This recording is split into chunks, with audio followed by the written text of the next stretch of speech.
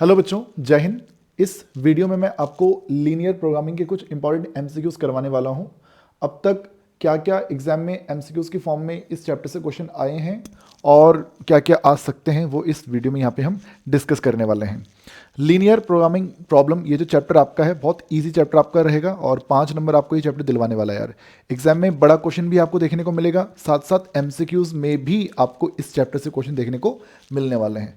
तो इस वीडियो में जितने भी क्वेश्चन होंगे, हर क्वेश्चन का आंसर पहले आप लोग करने की कोशिश करना, लास्ट में बताना कि जितने क्वेश्चन मैंने करवाए थे उसमें से कितने क्वेश्चंस आप लोगों के सही थे यार। ठीक है, बाकी जिसने पहले इस चैप्टर को ना पढ़ा हो, याद रखिएगा पहले वन शॉट के थ्रू आप लोगों ने इस चैप्टर को पहले पढ़ना है।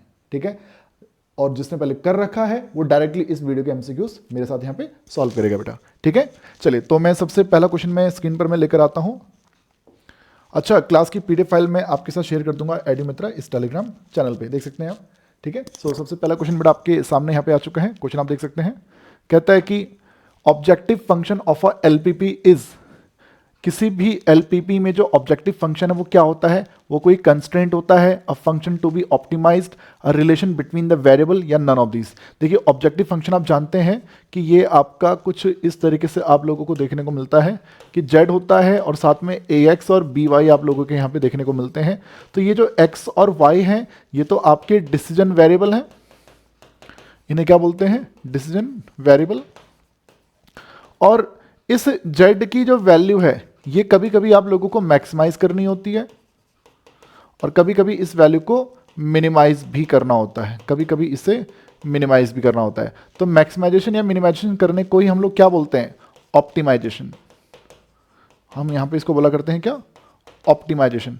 तो इस पार्ट का जो राइट आंसर है बेटा वो क्या हो जाएगा, a function to be optimized. B इस पार्ट का यहाँ पे राइट आंसर बच्चे कि हम फंक्शन को क्या बोलेंगे कि जो ऑब्जेक्टिव फंक्शन होता है उसकी हमें ऑप्टिमाइज्ड वैल्यू हम लोगों को चाहिए होती है। तो ये हमारा पहला पार्ट होता है। बढ़ेंगे नेक्स्ट क्वेश्चन की तरफ।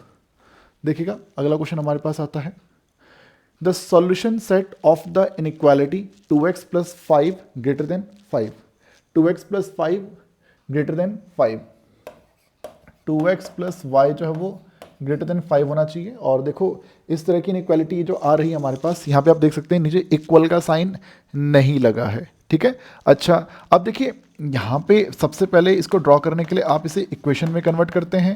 x की जगह 0 रखेंगे तो y 5 आएगा, y की जगह 0 रखेंगे तो x आपका 2.5 आ जाएगा। ग्राफ जब आप इसका बनाएंगे तो 0,5 यहाँ ऊपर कहीं होगा और 2.5, 0 ये यहाँ नीचे कहीं होगा, 2.5, 0। अब देखिए क्योंकि यहाँ पर ना इक्वल का साइन नहीं था, सिर्फ इनइक्वालिटी थी, तो इस सिचुएशन में एक डॉटेड लाइन बेटा आप लोग बनाते हैं, तब आपको क्या बनानी होती है, डॉटेड लाइन बनानी होती है। ओके, और इसको आप लिख देंगे 2x plus y equals to 5। ठीक है, अब क्वेश्चन है कि इस लाइन को जो सेटिस्फाई करने वाले जो पॉइंट्स हैं वो किस तरफ होंगे, लेफ्ट साइड में होंगे या राइट साइड में होंगे। तो ये डिसाइड करने के लिए हम आपसे कहते हैं कि आप किसी एक साइड से कोई एक पॉइंट सेलेक्ट कर लो। मैंने इस लाइन के लेफ्ट साइड से एक पॉइंट सेलेक्ट किया 0,0। अब मैं चेक करता हूं कि क्या 0,0 इस कंडीशन को सेटिस्फाई करता है। तो आप x की जगह 0 रखेंगे, y की जगह 0 रखेंगे। 0 प्लस 0, 0 प्लस 0 क्या ग्रेटर देन 5 होता है? तो आप कहेंगे नहीं सर नहीं होता। तो हम क्या बोलेंगे कि इसके जो सॉल्यूशंस हैं वो कहाँ हैं, वो राइट साइड में है।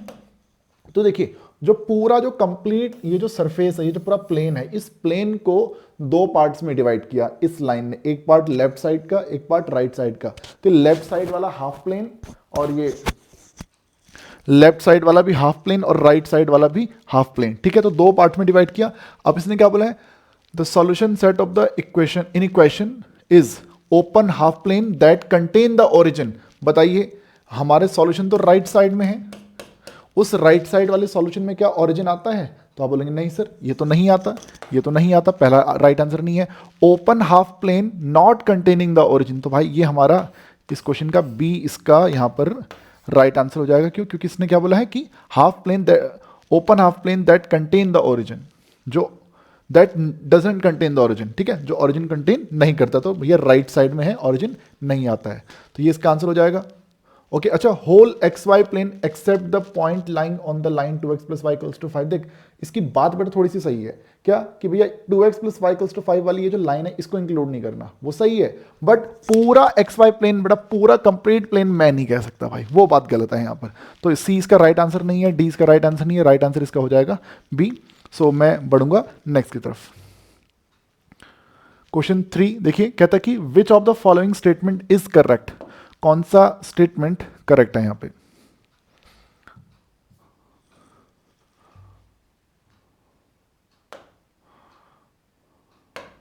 करेक्ट कि which of the following statement is correct, every LPP admits an optimal solution, okay, LPP admits unique optimal solution, okay, if a LPP admits two optimal solution it has infinite number of optimal solutions.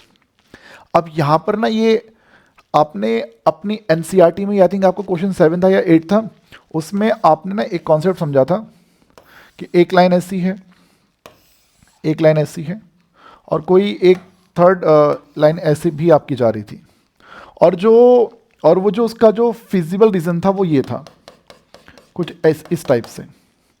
तो वहां पर आप लोगों ने देखा था कि इस पॉइंट पर z की वैल्यू अगर मान लो k है, मान लो k है, और इस पॉइंट पर भी z की वैल्यू क्या आ रही है, k आ रही है, सही बात है, और ये k ही मैक्सिमम वैल्यू थी, k ही क्या था, मैक्सिमम था, बट वो मैक्सिमम जो आ रहा है वो इस पॉइंट पे भी आ रहा है या और इस पॉइंट पे भी आ रहा है।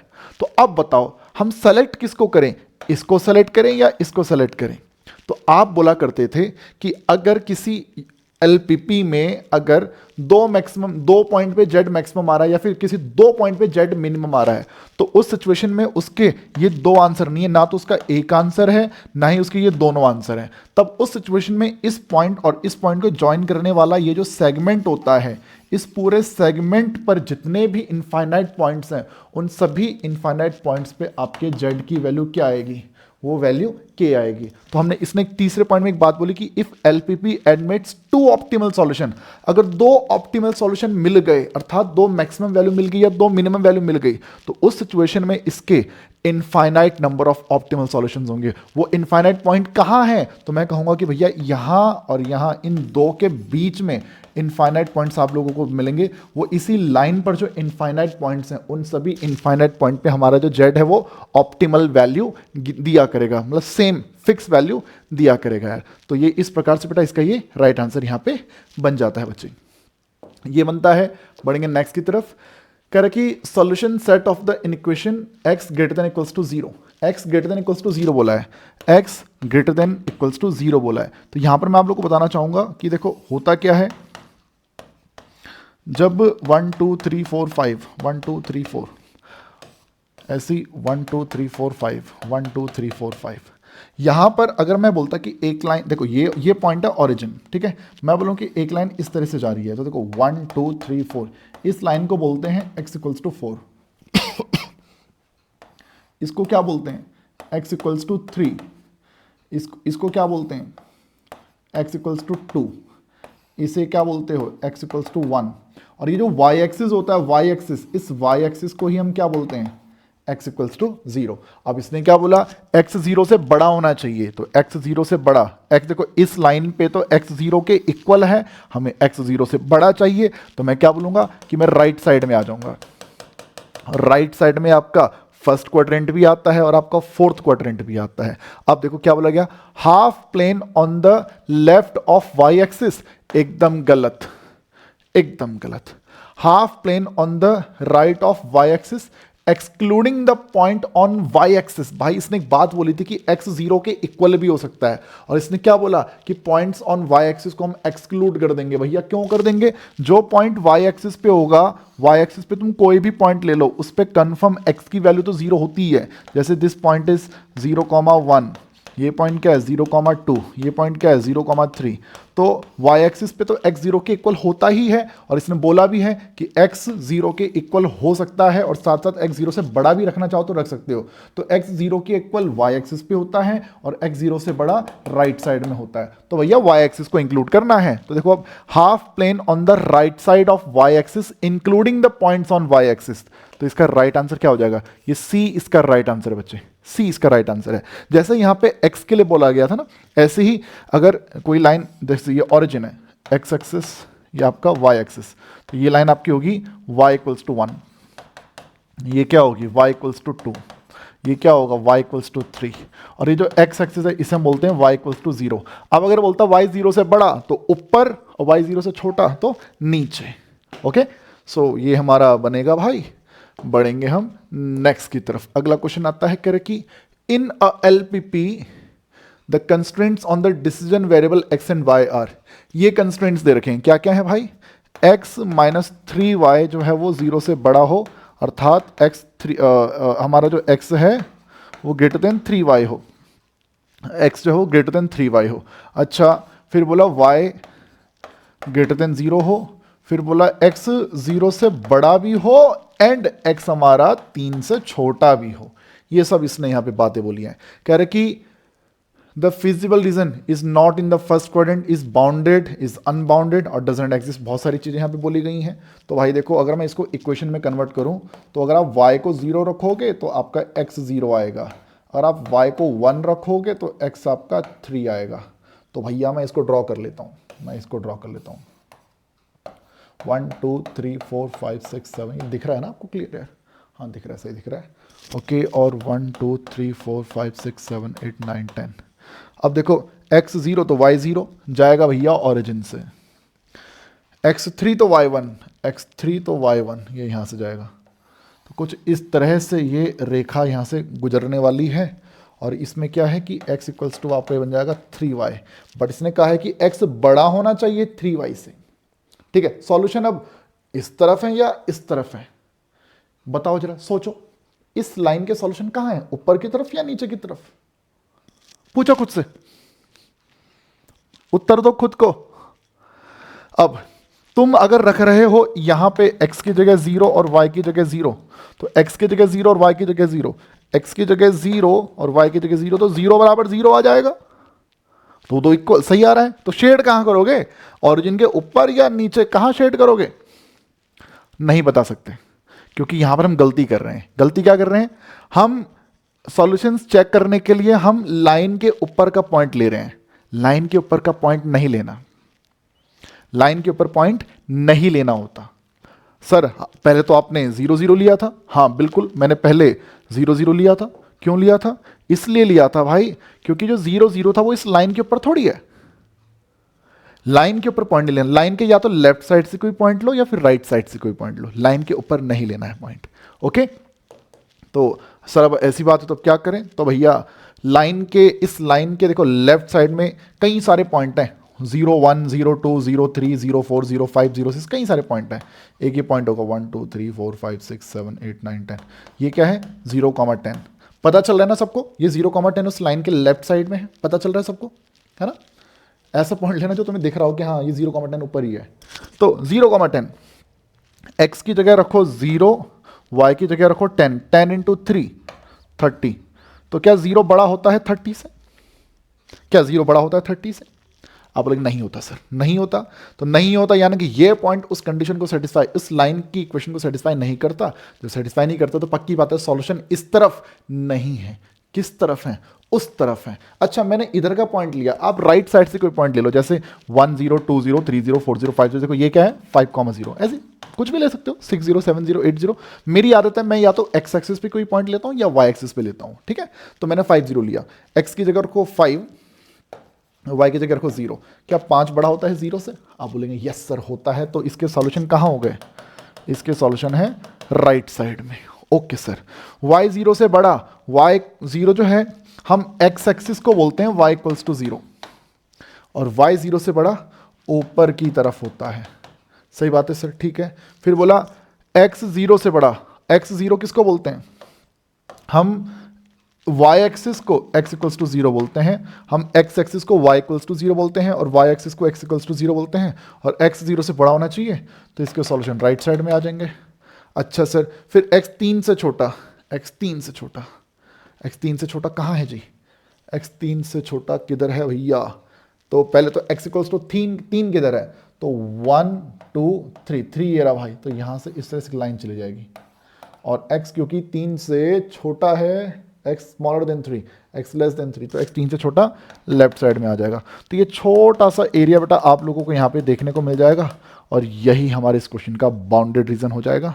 बाउंडेड रीजन अर्थात ये कुछ आपको इस तरह से देखने को मिल रहा है, एक लाइन ओरिजिन से गई, ठीक है, फिर एक लाइन यहाँ पे 3 होगा, एक यहाँ से जा रही है, ठीक है, और बोला गया है लाइन इस लाइन के नीचे, इस लाइन के लेफ्ट में, इसके ऊपर, तो ये आपका यहाँ पे बन जाएगा बाउंडेड रीजन। सो कि क्या है बेटा? This is a bounded in the first quadrant. ये बी पार्ट इस क्वेश्चन का राइट आंसर होगा जी।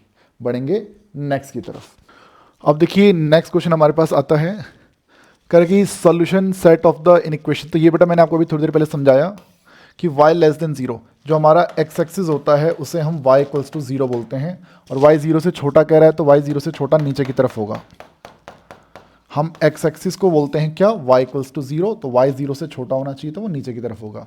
तो half plane below the x axis excluding the point on x axis, नहीं बेटा x एक्सिस को भी इंक्लूड करना है, क्योंकि इसने क्या बोला? y 0 से छोटा और 0 के इक्वल भी हो सकता है ना, तो x एक्सिस पे y की वैल्यू 0 होती है, तो half plane below the x axis including the point on x axis, तो ये आ जाएगा बेटा। बट अगर यही चीज ऐसी होती कि y लेस देन 0, इक्वल का साइन नहीं होता, तो उस सिचुएशन में बेटा आपको x एक्सिस के नीचे वाले पॉइंट लेने होते, बट उस सिचुएशन में x एक्सिस को इंक्लूड नहीं किया जाता, तब उस सिचुएशन में इसका आंसर a हो जाता है, बट फिलहाल अब इसका आंसर b होगा। ओके, नेक्स्ट देखिए, कहता है कि region represented by the inequation x greater than 0, y greater than 0। अब देखो भाई बात ऐसी है, x एक्सिस को आप बोलते हो क्या? y equals to 0, y axis को आप क्या बोलते हो? x equals to 0। तो x 0 से बड़ा होगा इस तरफ, और y 0 से बड़ा होगा ऊपर की तरफ, तो आपका आंसर आ जाएगा इसमें फर्स्ट क्वाड्रेंट। आपका आंसर इसमें आ जाएगा फर्स्ट क्वाड्रेंट। फर्स्ट क्वाड्रेंट इसका राइट आंसर हो जाएगा। ओके, नेक्स्ट देखिए, कहता है कि if the feasible region for a solution of linear equation is bounded, now it is called concave, finite, convex, none of the above. अब देखो जब ये चैप्टर पढ़ा रहा था आपको मैं, तो वहां पर मैंने बताया था कि देखो जो आपका बाउंडेड रीजन होता है, बाउंडेड रीजन देखो जैसे ये है और जैसे ये है बेटा, ये आपका बाउंडेड रीजन है, बाउंडेड, ठीक है, बाउंडेड मतलब क्लोज है, चारों तरफ से क्लोज है, ठीक है। तो बाउंडेड रीजन में कोई पॉलीगन बनेगा, कभी ट्रायंगल बनेगा, कभी क्वाड्रिलेटरल बनेगा, कभी पेंटागन, कभी हेक्सागन, है ना। जो बाउंडेड होगा इसी तरह की शेप कुछ हमारी रहा करेगी यार। अच्छा चलो ठीक है, बाउंडेड बन गया। अब इसको कॉनकेव बोले या कॉन्वेक्स बोले, तो यहां पर एक बात समझना, कॉनकेव क्या होता है और कॉन्वेक्स क्या होता है। एक डायग्राम बनाऊंगा, उस डायग्राम से आपको डिफरेंस समझ में आ जाएगा। देखिएगा, मैं एक पॉलीगन मैंने आपके सामने बनाई। पॉलीगन क्या है? जिसमें मोर देन 2 साइड्स, वो ट्रायंगल, क्वाड्रिलेटरल, पेंटागन, हेक्सागन कुछ भी हो सकता है, पॉलीगन। फिलहाल एक क्वाड्रिलेटरल मैंने बनाया, तो ये भी एक पॉलीगन है। एक पॉलीगन और देखना, देख सकते हैं ये भी पॉलीगन है। 1 2 3 4 5 साइड है इसके अंदर, पेंटागन कह सकते हैं, ठीक है। अब देखो इसमें और उसमें डिफरेंस है। डिफरेंस क्या है? इसके आप कोई भी 2 पॉइंट ज्वाइन कर लो, किसी भी 2 पॉइंट को ज्वाइन कर लो, जो लाइन बनेगी वो कभी भी इस अंदर वाले एरिया से बाहर नहीं आएगी।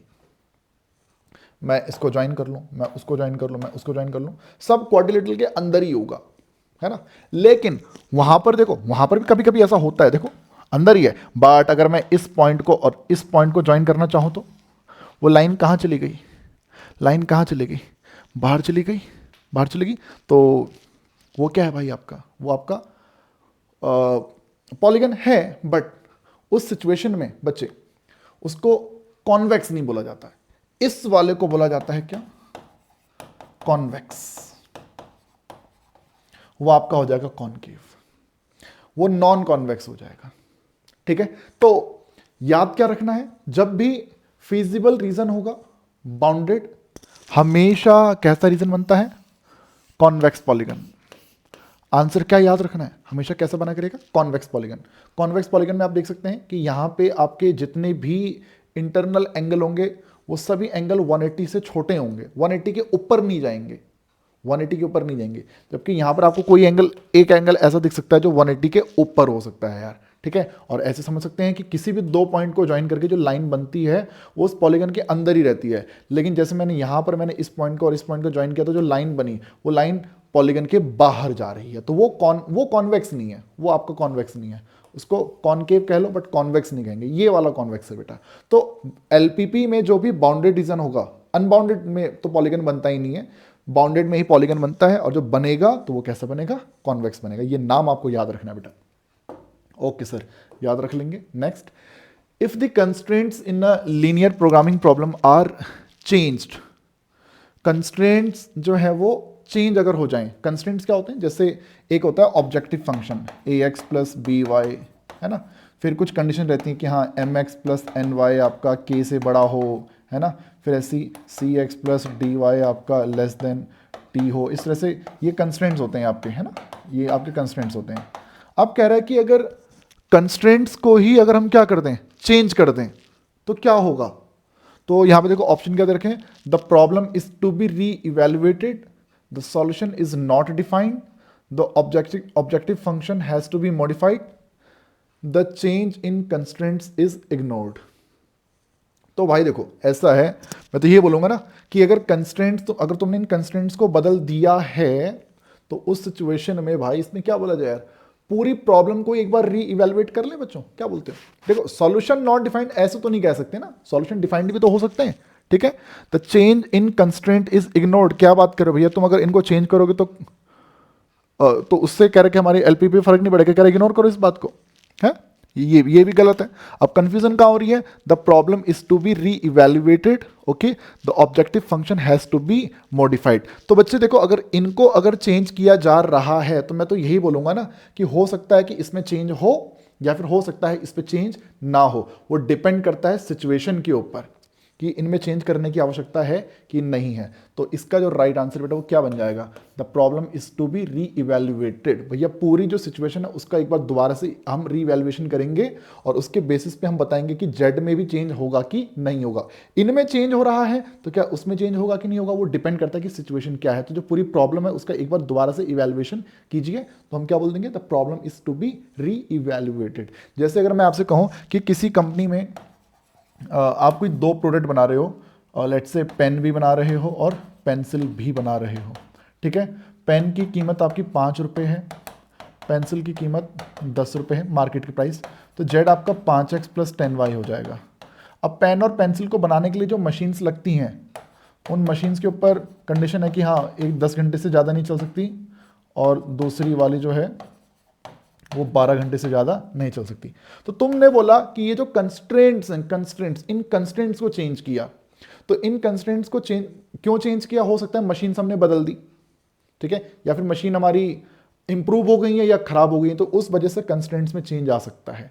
पर उन कंस्ट्रेंट्स में चेंज आने की वजह से क्या उस जेड में भी चेंज आया है, क्या हमारी प्रॉफिटेबिलिटी चेंज हुई है, तो वो डिपेंड करता है कि सिचुएशन में क्या बोला गया है। तो भैया मैं यही बोलूंगा कि आपकी जो पूरी कंप्लीट जो प्रॉब्लम थी उसको एक बार दोबारा से हम री इवेलुएट करेंगे यार, ठीक है।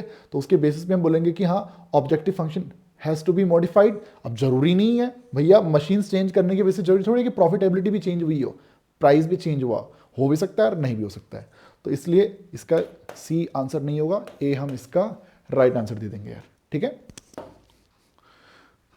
देखिए नेक्स्ट क्वेश्चन में कहता है, और यहाँ पे हमें कंस्ट्रेंट्स दे रखा है, जेड हमें दे रखा है, कह रहा है एलपीपी है इस तरह से, कह रहा है कि इस एलपीपी में if the feasible reason in the feasible reason the minimum value of z, हमें बताना है कि जेड का मिनिमम वैल्यू कहाँ पर आएगा।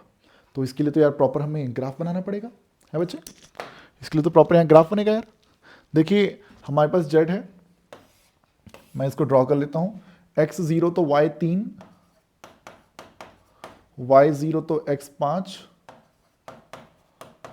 इसको आप ज्वाइन करेंगे, तो ये आपका होगा कितना 3x plus 5y equals to 15 and greater than 0 कह रहा है, तो ऑब्वियसली इसके सॉल्यूशन राइट साइड में होने वाले हैं।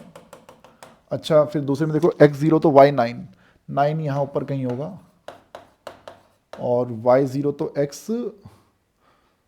y0 तो अच्छा ये मैंने गलत लिख दिया यार, y0 तो x9 है, 9 यहाँ कहीं होगा, और x0 तो y6 आपका इधर कहीं हो जाएगा 0,6। तो इसको मैं ऐसे ज्वाइन कर लेता हूँ, और इसके जो सॉल्यूशंस हैं बेटा वो ये लेफ्ट साइड में आ जाएंगे, इसके सॉल्यूशंस लेफ्ट साइड में आ जाएंगे। देख सकते हैं इसके सॉल्यूशन राइट साइड में जा रहे हैं, x0 तो y3, y0 तो x5, सॉल्यूशन इसके राइट साइड में जा रहे हैं, x0 तो y9, x0 तो y6 और y0 तो x9, तो उसके सॉल्यूशन लेफ्ट साइड में आ रहे हैं। ठीक है, ओके। सो हमारे पास कॉर्नर पॉइंट क्या क्या आ गए, कॉर्नर पॉइंट्स एक हो गया, ये देखो हम यही हमारा बाउंड्री डिवीजन हो जाएगा, 50, 03, 90 एंड 06। गाइज z की वैल्यू हमारे पास कितना है 30x plus 50y, 30x plus 50y, तो z यहाँ पर आ जाएगा 150, z यहाँ पर आ जाएगा 50 3 150, 9 3 70 और 300। इसने बोला कि मिनिमम वैल्यू चाहिए, तो मिनिमम वैल्यू 50 पे भी आती है, 50 आपका ये रहा, और 03 पे भी आती है, तो ये रहा। तो हम क्या बोलेंगे कि यूनिक पॉइंट है, तो नहीं भैया नहीं, नो पॉइंट नहीं भैया, ये भी गलत है, 2 पॉइंट्स ओनली भैया। देखो लग रहा है कि यहां पर भी और यहां पर भी मिनिमम है, बट एक्चुअल में मैंने आपको थोड़ी देर पहले बताया, जब भी 2 पॉइंट पे z की वैल्यू सेम आती है, जब भी 2 पॉइंट्स पे z की वैल्यू सेम आती है, तो उस सिचुएशन में वो जो पूरी लाइन होती है, उस पूरी लाइन को ही हम सॉल्यूशन मान लेते हैं। तो यहां पे इन्फिनिटली मैनी पॉइंट्स हो जाएंगे यार, और वो कहां पर होंगे, लाइन सेगमेंट ज्वाइनिंग 03 एंड 50, तो इसके मैनी पॉइंट्स इसका राइट आंसर हो जाएगा। ओके सर, नेक्स्ट देखिए क्या बोलता है, the solution set of the equation, ये क्वेश्चन पढ़ पा रहे हैं ना आप? हाँ ओके, हमें इक्वेशन गिवन है भाई, हमें इक्वेशन गिवन है 3x plus 4y less than 7। तो देखो यार ऐसा है, x0 तो y7/4 और y0 तो x 7/3, और क्योंकि इक्वेशन इनइक्वेशन है, स्ट्रिक्ट इनइक्वालिटी है, कोई स्लैक इनइक्वालिटी नहीं है, नीचे इक्वल का साइन नहीं है, तो मैं इसको डॉट डॉट डॉट बनाऊंगा, और ये जो पॉइंट है 0,0, 0 0 0 लेस देन 7, तो ये सॉल्यूशन इसके लेफ्ट साइड को आ जाएंगे।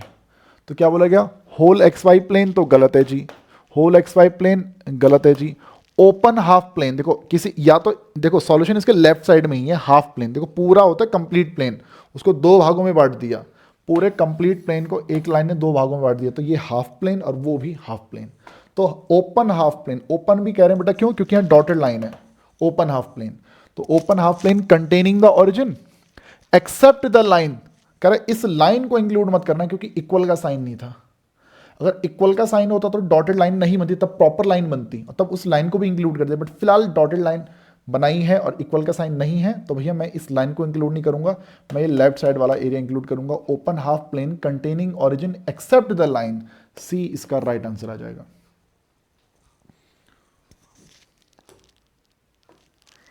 ओके, कह रहे कि z है हमारा ax प्लस बी वाई, ठीक है, and it has maximum value 42 at 4,6, at 4,6 पे इसकी मैक्सिमम वैल्यू है 42, तो x की जगह 4 रख लो, y की जगह 6 रख लो, एंड मैक्सिमम वैल्यू आई है 42 and minimum value 19, minimum value 19, तो किस पॉइंट पे 3.3,2 पे, 3,2 पे इसकी मिनिमम वैल्यू है, तो x की जगह 3 रख लो, y की जगह 2 रख लो, और ये इक्वल्स टू आपका 19 है। z की वैल्यूज दे दी हैं, कह रहे बताओ a और b कितना कितना होगा, तो 9 और 1 9 चौक 36 और 6 42, 9 3 27 और 2, भैया पहला जो है वो उसको सेटिस्फाई नहीं कर रहा। अच्छा 5 और 2, 5 चौक 20 और 6 3 12, ये भी नहीं है जी।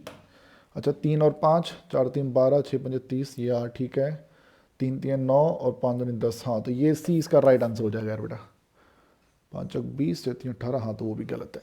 तो ये पॉइंट जो है 3 और 5 वो इन दोनों को सेटिस्फाई कर रहे हैं, ये इसके राइट आंसर आ जाएंगे। ठीक है सर। अब नेक्स्ट क्वेश्चन हमें कहता है जी कि the corner point of the feasible region are, हमें कॉर्नर पॉइंट दे रखे हैं क्या 0, 4, 7, 0 एंड 20/3 कॉमा 4/3। जेड का वैल्यू है हमारे पास 30x plus 24y। Okay, then क्या पूछा, क्या है, maximum value of Z minus minimum value of Z. Maximum में से माइनस करना है minimum value of Z. Okay, तो भाई ठीक है, तो एक काम करते हैं, पहले तो इनको वहां पुट करते हैं यार। 4 को रखोगे तो 96, 7 3 21 और 20/3 तो 10 इंटू, अरे यार क्या कर रहा हूँ मैं, 10 इंटू 20 कितना 200 और 8 चौक 32, तो आपका 232 आ जाएगा। 296/3 32, हाँ करेक्ट है। तो मैक्सिमम आया 232, मिनिमम आया 96, तो 136 इसका राइट आंसर आ जाएगा। 136 इसका ये राइट आंसर आ जाएगा यार। ठीक है, सो गाइज खत्म question is the, okay next, the number of corner points of the feasible region by the constraints. Again देखो x minus y greater than 0 है, 2y less than x plus 2 है, x greater than 0, y greater than 0। देखो जी यहां पर है हमारा x greater than equals to y। देखो ये 1 2 3 4 5 6 7,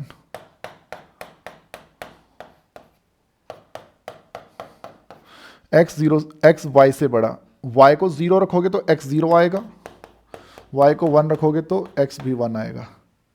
0 0 1 1, तो कुछ इस तरह से लाइन चली जाएगी।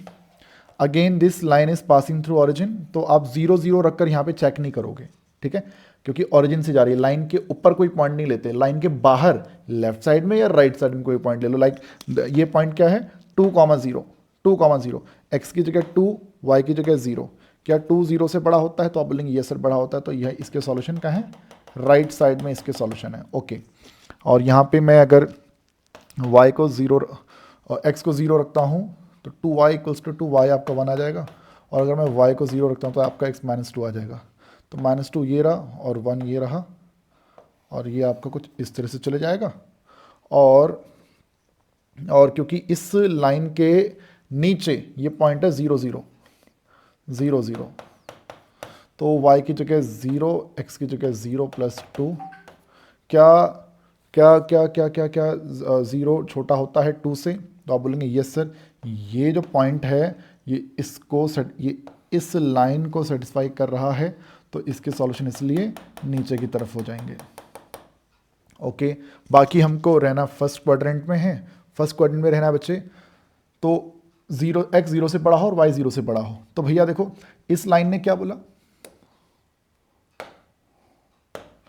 इस लाइन ने क्या कहा, कहाँ रहो, नीचे की तरफ रहो, और इस लाइन ने भी क्या बोला कि राइट साइड में रहो, बाकी रहना फर्स्ट क्वाड्रेंट में है। तो कॉर्नर पॉइंट कितने आ रहे हैं, 1 2 और 2 ही कॉर्नर पॉइंट आ रहे हैं, 2 ही कॉर्नर पॉइंट आ रहे हैं।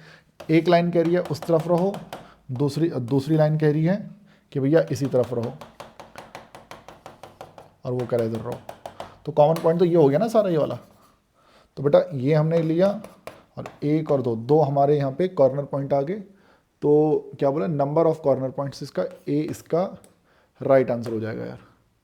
इसका जो राइट आंसर है वो ए हो जाएगा। डन है, ए इसका राइट आंसर। ऐसे ही बढ़ते हैं नेक्स्ट की तरफ।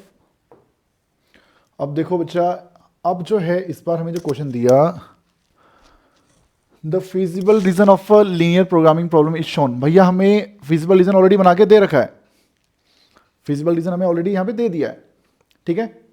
अब क्या बोलता है कि 4 ऑप्शन है, कह रहा है कौन सा वाला सही है, ठीक है। अब देखो ये आसान क्वेश्चन है यार। देखो ये जो इक्वेशन है x प्लस 2y और राइट साइड में क्या है 4। अब इस लाइन के जो सॉल्यूशंस हैं राइट साइड में हैं, राइट साइड में, ठीक है। तो बेटा अगर मैं बोलूं कि क्या 0 0 सॉल्यूशन राइट साइड में होने का मतलब क्या है कि 0 0 उसकी कंडीशन को सेटिस्फाई ना करे, है ना।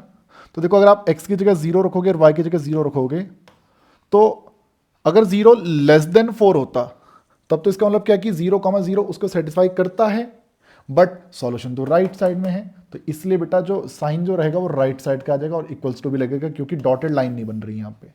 ऐसे ही जो दूसरी वाली भी जो लाइन हमारी बन रही है यहाँ पे, ये वाली जो लाइन है, क्या इक्वेशन इसकी, x प्लस वाई और राइट साइड में 3, बट साइन क्या लगाओगे, स्मॉलर का या ग्रेटर का।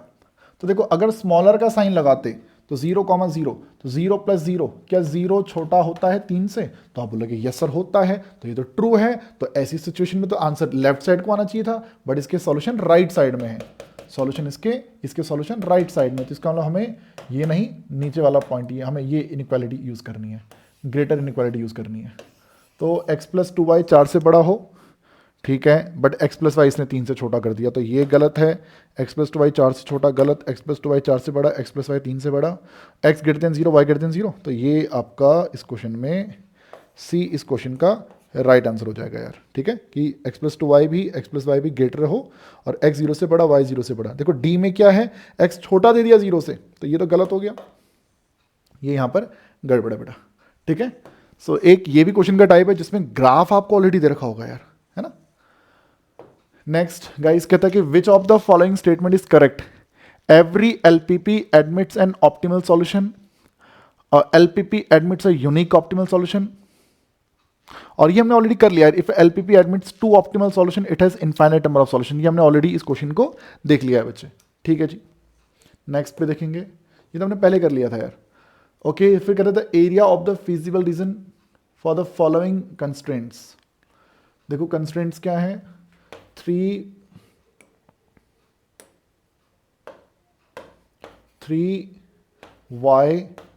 Plus x greater than equals to 3, x को 0 रखूंगा तो y 1 आएगा, y को 0 रखूंगा तो x हमारा 3 आएगा, और 3, 0 और 0, 1 ये आपका कुछ इस तरह से चले जाएगा, और क्योंकि x plus 3y greater than 3 कह रहा तो भैया ये राइट साइड को चले जाएगा। तो यहाँ पर क्या है भैया, ये है, इसके साथ साथ x 0 से बड़ा हो और y 0 से बड़ा हो, इसका मतलब होता है कि हमें फर्स्ट क्वाड्रेंट में रहना है, but first quadrant. Okay guys, so अब देखो इस क्वेश्चन में यहाँ पे क्या बोला गया है कि 3y प्लस एक्स हमारा ग्रेटर देन इक्वल्स टू 3 है, और इसको हम कह सकते हैं कि x प्लस 3y हमारा बन जाएगा क्या, ग्रेटर देन इक्वल्स टू 3, और इसमें अगर आप x की जगह 0 रखोगे तो आपको y की वैल्यू इसमें 1 मिल जाएगी, y की जगह अगर आप 0 रखेंगे तो आपको x की वैल्यू 3 मिल जाएगी। और इसको जब मैं ग्राफ पे ड्रॉ करता हूँ तो आप देखेंगे कि 0, 1 हमारा अगर इधर कहीं है और 3, 0 अगर हमारा इधर कहीं है, तो ये इस तरह से एक लाइन हमारी बनेगी, और ये आपका हो जाएगा x plus 3y equals to 3। अब क्योंकि 0, 0 जो है वो इस कंडीशन को वो सेटिस्फाई नहीं करेगा, क्योंकि 0 प्लस 0 ग्रेटर देन 3 नहीं होता, तो इसके सॉल्यूशन होंगे राइट साइड में, ठीक है। तो यहाँ पर बेटा जो रीज़न हमारा होगा वो एक अनबाउंडेड रीजन हमारा बनने वाला है, बी इस क्वेश्चन का राइट आंसर होगा, कि यहाँ जो रीजन बनेगा वो कैसा होगा, अनबाउंडेड, क्योंकि आप जानते हैं कि ये इन्फिनिटी तक बेटा ये जाने वाला है, कोई क्लोज रीजन ये फिलहाल नहीं है यार। ओके, तो इसका राइट आंसर हमारा बन जाएगा बी, बी इसका राइट आंसर हो जाएगा। बढ़ेंगे नेक्स्ट पे, ऐसी एक इस क्वेश्चन को देखेगा बच्चे, 5x प्लस 4y हमारे पास इक्वल्स टू, अगर मैं 20 मान लेता हूँ, और ऐसी x इक्वल्स टू 6 और y इक्वल्स टू 4। अब ये एक स्पेशल क्वेश्चन है, जरा देखिएगा ध्यानपूर्वक। देखो अगर मैं यहाँ पे x की जगह 0 रखूँगा तो y की वैल्यू 5 आएगी, और y की जगह अगर मैं y की जगह 0 रखूँगा तो मैं x की वैल्यू मुझे 4 मिल जाएगी। ओके, और यहाँ पे बोला गया कि x 6 से छोटा और y 4 से छोटा हो, ठीक है। तो देखिए जरा डायग्राम एक बार देखिएगा, 1 2 3 4 5 6 7 8, 1 2 3 4 5 6 7 8, तो अब देखो यहाँ पे इस क्वेश्चन में स्पेशल चीज़ क्या है कि जनरली बाकी जो क्वेश्चन होते थे वहाँ पे आपको ना x greater than 0 y greater than 0 इस तरह का भी एक कंस्ट्रेंट दे रखा होता था जो कि हमें बताता था कि हमें फर्स्ट क्वाड्रेंट में रहना है। बट यहाँ पर इस तरह की कोई भी बात नहीं बोली गई है। बस हमें क्या कहा कि 5x प्लस 4y 20 से बड़ा हो, x 6 से बड़ा हो और y 4 से छोटा हो। तो यानी कि यहाँ पे फर्स्ट क्वाड्रेंट में रहने की कोई भी कंडीशन हमारे सामने नहीं रखी गई है। तो अब देखो जब मैं इसको ड्रॉ करूँगा तो 1 2 3 4 5 ये पॉइंट आपका हो जाएगा 0,5, ऐसी ये पॉइंट आपका हो जाएगा 4,0। तो जब आप इन्हें ड्रॉ करेंगे तो ये तो आपको कुछ इस तरह से चले जाएगा। ओके, फिर इसमें x 6 से छोटा होना चाहिए, तो देखो यहाँ पे 4 है, 5 है, 6 यहाँ आपका आ जाएगा। तो ये आपको कुछ इस तरह से चले जाएगा, नीचे की तरफ आ जाएगा। और यहाँ आपका x 6 से छोटा, x 6 के इक्वल। फिर y 4 से छोटा, तो देखो 1 2 3 4, y देखो 4 से छोटा, ये आपका y हो जाएगा। और y, अब देखो y की वैल्यू 4 से छोटी रहनी चाहिए, x की वैल्यू 6 से छोटी रहनी चाहिए, और 0,0 जो है वो ये 5x plus 4y greater than 20, इसको ये सेटिस्फाई नहीं करता। तो इसके सॉल्यूशन राइट साइड में आ जाएंगे। तो बेटा ये जो है आपका यहाँ पे सॉल्यूशन बन जाएगा। अब यहाँ पर ना इसने फर्स्ट क्वाड्रेंट में रहने की कोई कंडीशन नहीं लगाई थी, ना ही ये कोई लीनियर प्रोग्रामिंग का क्वेश्चन है, ये एक इनइक्वालिटी का क्वेश्चन है, लीनियर इनइक्वालिटी का, कि आप ग्राफ ड्रॉ कर सकते हैं कि नहीं कर सकते हैं और कॉमन रीजन फाइंड कर सकते हैं कि नहीं कर सकते हैं। तो इसका जो राइट आंसर है कि यहाँ पे क्या बनेगा, तो ट्राइंगल, क्वाड्रिलेटरल, रोम्बस ये सब गलत है, इसका राइट स्क्वायर, रोम्बस और क्वाड्रिलेटरल गलत है, इसका राइट आंसर हो जाएगा कि एक ट्राइंगल बनेगा। देख सकते हैं ट्राइंगल आपको यहाँ पे देखने को मिल रहा है यार। तो ट्राइंगल बना यहाँ पे बनेगा। जनरली बच्चे क्या करते हैं, उसी फर्स्ट क्वाड्रेंट लेते हैं और वो इसका आंसर क्वाड्रिलेटरल लिख देते हैं, तो क्वाड्रिलेटरल नहीं बनेगा बेटा। अगर इसी क्वेश्चन में ये कंडीशन लगा देता तब उस सिचुएशन में मैं क्या बोलता कि क्वाड्रिलेटरल बनना है, बट फिलहाल ऐसा नहीं बनेगा यार, ठीक है। सो ये इसका बी सी इसका राइट आंसर हो जाएगा, ट्राइंगल। अब यहाँ पर क्या बोला गया, जरा पढ़ते हैं क्वेश्चन को बच्चों। कह रहा है कि the feasible region for a LPP shown, feasible region बता रखा है, अरे फिजिबल रीजन बता रखा है हमको, ये है कह रहा है feasible region, this is the feasible reason. Okay, अब क्या बोलते हैं, कह रहे जेड की वैल्यू जो है वो 4x प्लस वाई है। Okay, evaluate Z at each corner point. Okay ठीक है, अब कॉर्नर पॉइंट क्या क्या है हमारे यार, कॉर्नर पॉइंट क्या है, देखो अगर मैं आपसे कहूँ कि ये पॉइंट क्या होगा, तो वो डिसाइड होगा इस लाइन के थ्रू। आप अगर x को 0 रखेंगे, अगर आप x को 0 रखेंगे तो y आपको 3 मिलेगा, और अगर आप y को 0 रखेंगे तो आपको x3 मिलेगा। तो ये पॉइंट आपका हो जाएगा 0,3। ऐसी ये जो पॉइंट है वो डिसाइड होगा इस लाइन के थ्रू। अगर आप इस पॉइंट पे y की जगह पर 0 रखते हैं, y की जगह पर आप 0 रखते हैं तो आपको x मिल जाएगा 4, और इस पॉइंट पे अगर आप x को 0 रखते हैं तो y आपको मिल जाएगा 2। फिलहाल आपको ये वाला पॉइंट चाहिए होगा, तो ये आपका बन जाएगा 4,0, और ये जो पॉइंट है बेटा वो आपको ये वाली लाइन और ये वाली लाइन को सॉल्व करके मिलेगा। देखो क्या है, x प्लस 2y 4 के इक्वल था और x प्लस वाई आपका 3 के इक्वल है। सब्ट्रैक्ट करोगे तो x कटेगा, 2y से y गया y, 4 से 3 गए 1, y 1 है तो आपका x आ जाएगा 2, ये हो जाएगा 2,1। तो 2,1। अब z देखेंगे आप, 4 इंटू 0 और y की जगह 3, 4 चक 16 और 4 दूनी 8 और 1 9। तो मैक्स, तो इसमें बोलिए मिनिमम वैल्यू ना, मिनिमम वैल्यू हमारी इसमें आ जाएगी 3, मिनिमम वैल्यू हमारी बन जाएगी यहाँ पे 3।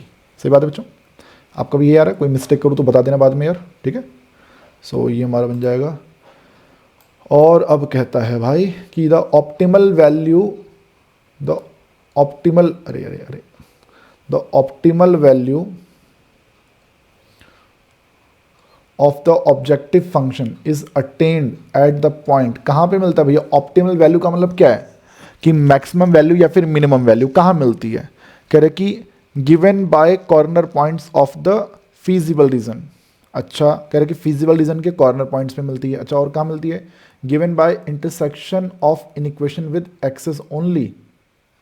अच्छा, कह रहे नन ऑफ दीज पे, अच्छा given by intersection of inequation with x axis only. देखो जी, हमने आपको पढ़ाया कि जो भी कॉर्नर पॉइंट्स बेटा आपके होते हैं फिजिबल रीजन के,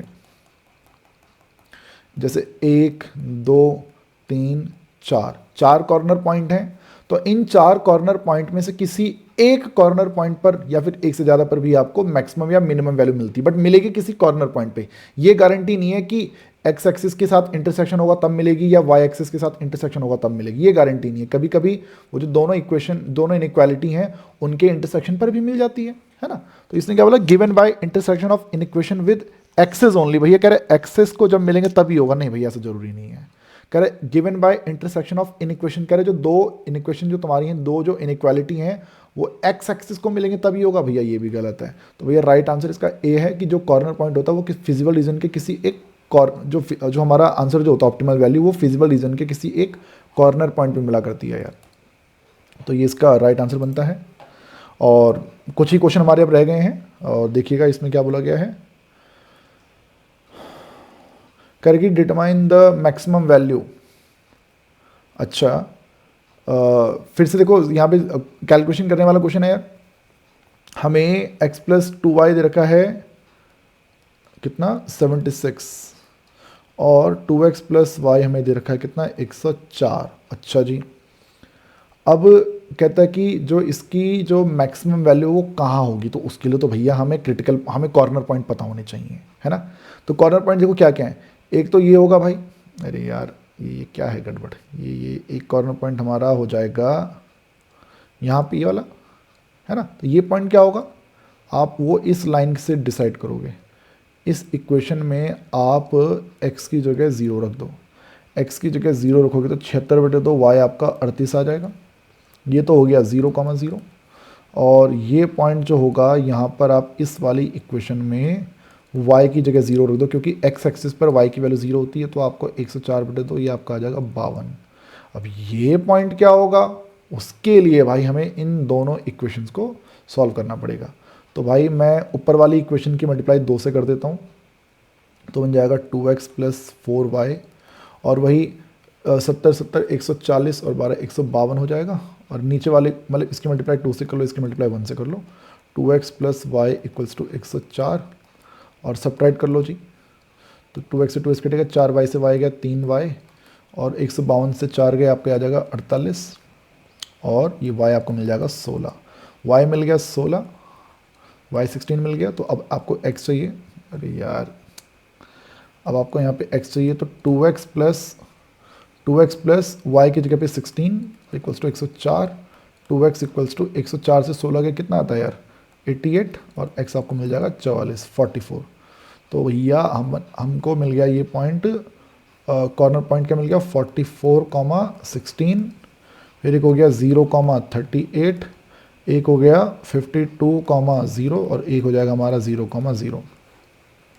और z का वैल्यू कितना है भाई 3x प्लस 4y। अब देखो इस तरह के जनरली जो क्वेश्चन होते हैं, मैक्सिमम वैल्यू वैसे इन दोनों के इंटरसेक्शन पे आया करती है। मैक्सिमम वैल्यू जो है वो जनरली इन दोनों के इंटरसेक्शन पे आया करती है, ठीक है। बट स्टिल आप वेरीफाई यहाँ पे कर सकते हैं कि उस पर ही आ रही है कि नहीं आ रही है। z यहाँ पर क्या है 44 × 3 आपका ये बन जाएगा कितना यार 120 132 और 16 चक 64, 4 2 6, 4 2 6 और 13 6 19।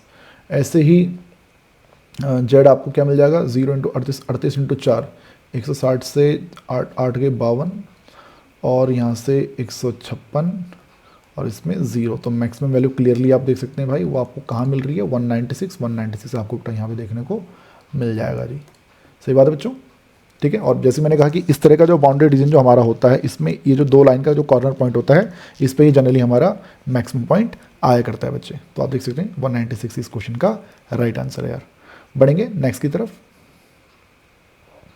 और कहता है कि इन LPP लीनियर इनइक्वालिटी और रिसेशन on the variables are called. जो इनइक्वालिटीज़ होती हैं कि हमारा जो इनइक्वालिटीज़ हमारी होती हैं कि ax plus b y greater than k हो, ऐसे c x plus d y हमारा लेस देन m हो। इस तरह से जो ये जो होते हैं बेटा, इनको क्या नाम देते हो आप, ये जो इक्वेशंस हैं इन्हें आप कंस्ट्रेंट्स नाम दिया करते हैं, कंस्ट्रेंट। अच्छा, जो z होता है mx प्लस एन वाई, उसे आप ऑब्जेक्टिव फंक्शन नाम देते हो, ऑब्जेक्टिव, वो ऑब्जेक्टिव है। तो इसने बोला कि लीनियर इनइक्वालिटीज़ को आप क्या नाम देते हो, वो हमारे लिए कंस्ट्रेंट्स हैं, कंस्ट्रेंट्स। बट यहाँ पर आप देखेंगे कि कंस्ट्रेंट शब्द आपको यहाँ पे ना 2 बार दे रखा है यार। एक बार लीनियर कंस्ट्रेंट भी बोला हुआ है, एक बार कंस्ट्रेंट भी बोल रखा है ना। तो लीनियर कंस्ट्रेंट्स भाई मुझे ज़्यादा यहाँ पे एक्यूरेट लग रहा है, क्योंकि यहाँ पे लीनियर शब्द का भी इस्तेमाल कर दिया गया है, क्योंकि कंस्ट्रेंट्स अगर होना चाहें तो क्वाड्रेटिक भी हो सकते हैं, बट यहाँ लीनियर कंस्ट्रेंट्स बेटा हमारे यहाँ पे रहते हैं यार। ठीक है, चलिए नेक्स्ट की तरफ बढ़ते हैं। अब देखिए ये परीक्षा में पूछा गया प्रश्न है, PYQ है बेटा आपका, कह रहे थे फिजिबल सॉल्यूशन, ये क्वेश्चन 42 नहीं है, ये जिस क्वेश्चन पेपर से हमने उठाया था वहाँ पे 42 रहा होगा ना। अब कह रहे थे feasible solution of an LPP, यहाँ देखो कितने सारे पॉइंट्स हैं, मिनिमम ऑफ जेड, हमें मिनिमम वैल्यू बतानी है जेड की। तो देखो हमारा जेड है क्या 3x - 4y, कॉर्नर पॉइंट क्या क्या है, कई सारे कॉर्नर पॉइंट है यार यहाँ पे तो बच्चों, क्या क्या है कॉर्नर पॉइंट, 0,0, फिर है 5,0, फिर है 6,5, 6,8, 4,10, 0,8, तो इतने सारे कॉर्नर पॉइंट हो गए। जेड क्या है जी 3x - 4y, तो यहाँ जेड तुम्हारा 0 आ जाएगा, यहाँ तुम्हारा 15 आ जाएगा, यहाँ पे ये 6 3 18 और 5 चौक 20 से माइनस का 2 आ जाएगा, यहाँ 6 3 18 और 8 चौक 32, यहाँ पर ये नेगेटिव और नेगेटिव आ रहेगा ना माइनस का 14, यहाँ फिर आ जाएगा आपका 4 3 12 और 4 10 40 -28 और यहाँ पे आ जाएगा माइनस का 32। इसने बोला मिनिमम चाहिए, मिनिमम, तो सबसे कम तो भैया हमें 0,8 ये वाला इसमें हमें आंसर लग रहा है यार, 0,8 ये इसका राइट आंसर बन जाता है यार। ठीक है, जैसे ये हुआ भाई। अब देखिए नेक्स्ट, ये परीक्षा में ये पूछा गया प्रश्न है बच्चे, क्या बोला गया है कि फॉर एन ऑब्जेक्टिव जेड है हमारा AX + BY। अच्छा ठीक है, कह रहे कि condition on A and B such that maximum Z occurs at both the point 30 30 and 0,40। कह रहे कि 30 30 एंड 0,40, कह रहा है इन दोनों पर ही हमें मैक्सिमम जेड मिल रहा है, यानी कि ये मल्टी सॉल्यूशन वाला क्वेश्चन हो गया। ठीक है, जेड की वैल्यू मैक्सिमम 30 30 पे भी आ रही है, 0,40 पे भी आ रही है, तो दो पे मैक्सिमम आने का मतलब क्या है कि दोनों पे जेड की वैल्यू सेम आ रही होगी। तो अगर मैं बोलूँ बताओ जेड की वैल्यू इस पॉइंट पे क्या होगी, तो आप कहेंगे एक्स की जगह 30 और वाई की जगह भी 30, और ऐसे 0,40 को वहाँ पे रखो तो x की जगह 0 और y की जगह 40। तो क्या बोलता है कि कोई कंडीशन बताओ इनमें कौन सी है, ABCD 4 ऑप्शन आपके सामने है, ये आपके NCERT में इस तरह के क्वेश्चन आपको देखने को मिल जाएगा। तो 30A = 40 - 30, दिस इज 10B, और 10 से कटेगा और आपको 3A = B मिल जाएगा। अब 3A = B, इसमें A = ये तो देखो 2A - B गलत है, A + 2B गलत है, और यहाँ पे A = 3B है, ये भी गलत है, तो B - 3, A इसका राइट आंसर हो जाएगा यार, A इसका राइट आंसर बन जाएगा। ठीक है, सो देख सकते हैं क्वेश्चन बड़ा आसान सा क्वेश्चन था कि हमारा जो फंक्शन है उसमें इतने सारे कॉर्नर पॉइंट हैं। ठीक है, कह रहा है कि A और B के ऊपर कोई कंडीशन होगी, वो कंडीशन क्या है, जिससे कि maximum of Z occurs at both the point 30 30 and 0,40, करे इन दोनों पर हमारा जेड सेम है, मैक्सिमम है और सेम है। ठीक है, सेम मैक्सिमम होने का मतलब दो पे मैक्सिमम होने का मतलब दोनों पे सेम वैल्यू आई है यार। ठीक है, ओके, फिर ये आपका असर्शन रीजनिंग आ गया, और आपके पास कुछ ही क्वेश्चन अब आपके रह गए हैं, जरा देखिएगा ध्यानपूर्वक। कह रहा है कि ईच ऑफ दिस क्वेश्चन, देखो असर्शन क्या है, अरे यार एक स्टेटमेंट आपको दिया गया है बच्चे, क्या बोला गया कि LPP admits 2 optimal solution then it has infinitely many solutions. भाई ये तो एकदम ट्रू बात बोल दी, जब भी 2 पॉइंट पे जेड की अगर सेम वैल्यू आ जाती है तो उस पूरी लाइन पर ही जेड हमारा क्या रहता है, सेम वैल्यू दिया करता है, तो इसके इन्फाइनाइट सॉल्यूशन हो जाएंगे, आज जैसे कि आपने देखा था थोड़ी देर पहले भी।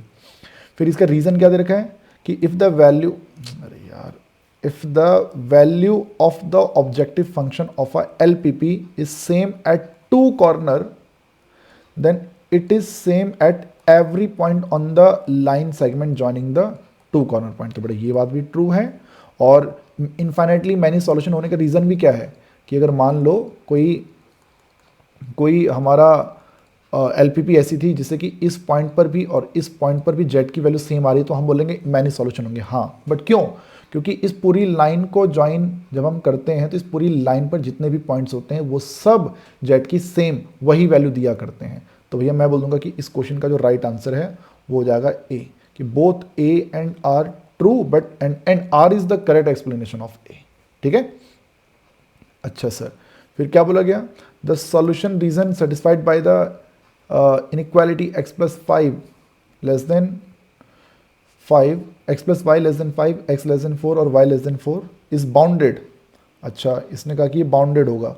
क्यों बाउंडेड होगा जरा देखते हैं एक बार। x plus y less than 5 करें ना, तो 5 यहाँ कहीं होगा और एक 5 यहाँ कहीं होगा, तो इसको ज्वाइन कर लेंगे तो इसके सॉल्यूशन लेफ्ट को आ जाएंगे। फिर x 4 से छोटा, देखो 4 यहाँ कहीं होगा, तो ये आपका हो जाएगा x इक्वल्स टू 4 और इसके सॉल्यूशन लेफ्ट साइड में। फिर y भी 4 से छोटा, तो y, अरे यार मैंने गलत बना दिया है, इसके लिए मैं माफ़ी चाहता हूँ यार। मैं इसको थोड़ा साफ़ सुथरा यहाँ पे बना देता हूँ बच्चों। यार ये इस पे पढ़ाने में थोड़ा सा दिक्कत रहती है यार बच्चों, टैब के थ्रू पढ़ाना ना। मुझे आदत थोड़ा बोर्ड की हो चुकी है, हालांकि स्टार्ट हमने इस पे किया था, अब आदत बोर्ड की होगी। लेकिन ये देखो टेढ़ी मेढ़ी लाइन बन रही है। 1 2 3 4 5 6, 1 2 3 4 5 6, तो 3 2 5 0 और 3 2 5, और ये आपका कुछ ऐसे चले जाएगा, ठीक है। और सॉल्यूशन इसके लेफ्ट को होंगे। फिर क्या है, x 4 से छोटा ना, 4, तो देखो 4 ये रहा, और x 4 से छोटा और y भी 4 से छोटा, ये 5 है, ये 5 और ये 4 है। तो ये तो आपका हो जाएगा कि x आपका छोटा हो 4 से, और यहाँ पर ये आपका आ जाएगा y equals to 4, but y 4 से छोटा होना चाहिए तो नीचे को। तो क्या इसका बाउंडेड रीजन दे रहा बेटा है? तो आप बोलेंगे यस सर, ये इसमें ये बाउंडेड रीजन बन रहा है। अब नीचे रीजन में क्या बोल दिया, तो देखो ऊपर वाली बात तो ट्रू है, ये बात तो इसमें ट्रू है। अब कहते हैं a region in x y plane is said to be bounded if it can be enclosed within a circle. बेटा ये ट्रू है। ये जो बात इसने लिखी है ना, a region in x y plane is said to be bounded. Bounded region किसी भी एक्स वाई प्लेन के रीजन को कब बोला जाता है? If it can be enclosed within a circle. इस डेफिनेशन को आप लोग याद कर लेना, बाउंडेड रीजन की डेफिनेशन है। तो ये चीज भी क्या है यहाँ पे ट्रू है कि अगर इस पूरे हिस्से को अगर आप एक सर्कल के अंदर अगर इनक्लोज कर सकते हो तो समझ जाओ कि वो बाउंडेड रीजन है। तो यहाँ पर आप क्या बोलेंगे कि yes, assertion and reason both are true and the reason is the correct explanation of assertion. Okay, next है, अब देखिए अगले में यहाँ पे देखो क्या बोला गया है कि मिनिमाइज करना है कि इस z की वैल्यू क्या है, x square plus 2xy plus y square. This can be considered as the objective function of the LPP. देखो गड़बड़ है, एलपीपी का देखो रीजन एक बार पढ़ लेते हैं। कह रहे objective function of LPP is the type of z equals to ax plus by। देखो ये आप देख सकते हैं, लीनियर प्रोग्रामिंग प्रॉब्लम है ना बच्चे, तो लीनियर इनइक्वालिटीज होती हैं, सही बात है, और साथ में ऑब्जेक्टिव फंक्शन भी हमारा उसमें लीनियर हुआ करता है। तो ये बात इसने एकदम ट्रू बोली है, बट ये ऊपर वाली बात बेटा इसमें क्या है, ये फॉल्स हो गई यार, ठीक है। तो ये क्वाड्रेटिक फॉर्म में है ना बेटा, ये इसको मैं ऑब्जेक्टिव फंक्शन इसका नहीं कह सकता हूँ फिर। ओके, सो ये हमारा बनता है, और इसके साथ ही बेटा हमारा ये क्या बोलते हैं, क्लास हमारी ये ओवर हो जाती है। तो यहाँ पे जो कुछ क्वेश्चन बेटा मैंने आपको ये करवाए हैं, इन क्वेश्चंस को एक बार आप दोबारा से देखिएगा, ठीक है, इनको खुद से एक बार बनाने की कोशिश कीजिएगा। बाकी मैं आपको लाइव सेशन में मिलता हूँ फिर, ठीक है। चलिए मिलते हैं, अपना ध्यान रखिएगा, जय हिंद।